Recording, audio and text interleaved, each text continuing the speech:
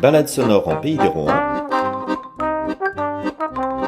proposée par l'Office de tourisme de Pontivy Communauté.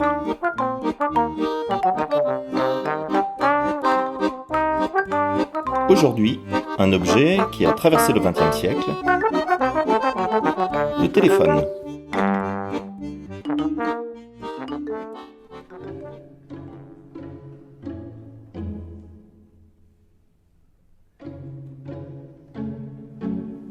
Je m'appelle Astrid et je suis médiatrice à l'électrothèque du lac de Garlédan. Vous connaissez peut-être le musée de l'électricité situé à Saint-Aignan, dans le Morbihan. Aujourd'hui, je vais vous présenter deux objets que j'aime beaucoup. Ils sont exposés dans la salle Calor, à l'étage du musée.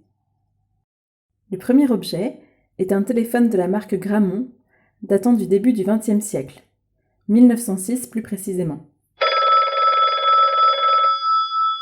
Son socle octogonal et sa colonne à facettes sont en acajou, un bois rouge sombre.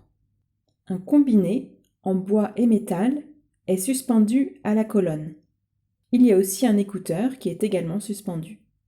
À cette époque, il n'y avait pas de numéro de téléphone. Il suffisait simplement de décrocher le combiné pour libérer la ligne téléphonique. Votre appel arrivait alors à un centre d'appel et plus précisément à une demoiselle du téléphone, comme on les appelait, qui se chargeait de transmettre la communication à votre interlocuteur. Opératrice 15, j'écoute. Le fameux 22 à Asnières de Fernand Reynaud. J'aurais voulu avoir le 22 à Asnières. Je vous invite à écouter ce sketch par la suite si vous ne le connaissez pas. Le deuxième objet dont je vais vous parler est également un téléphone. Mais celui-ci, beaucoup d'entre nous l'ont utilisé. C'est le téléphone de la marque Socotel, le S63.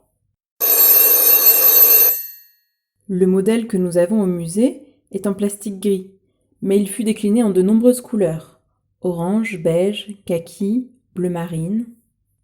Il est composé d'une base, avec un combiné posé sur le dessus, et un écouteur fixé à l'arrière. Mais contrairement au téléphone Grammont, celui-ci a un cadran de numérotation. D'ailleurs, vous avez peut-être déjà remarqué qu'il y a des lettres sur les cadrans des téléphones. Mais savez-vous pourquoi ? Je ne vais pas vous faire patienter plus longtemps. Dans les grandes villes comme Paris, il y avait ce qu'on appelait un indicateur téléphonique qui permettait de nommer différents terminaux téléphoniques. Par exemple, si vous dépendiez du terminal de l'Opéra à Paris et que vous étiez le 25e inscrit, il fallait composer 07325. 0 pour le O de opéra, 7 pour le P de opéra, 3 pour le E de opéra et 25 car vous étiez le 25e inscrit. J'aime ces deux objets car ils nous parlent d'une autre époque. Pour le premier, celle où le téléphone n'était pas présent dans toutes les maisons, où le courrier restait le meilleur moyen de se donner des nouvelles. Pour le second, une époque où le téléphone commence à se démocratiser et devient un objet du quotidien dans les foyers.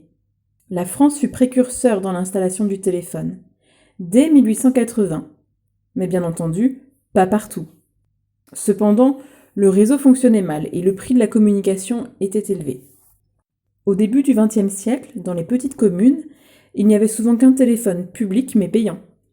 Il fallait alors se rendre soit à la poste, soit à la mairie, soit au café ou à l'épicerie pour passer sa communication.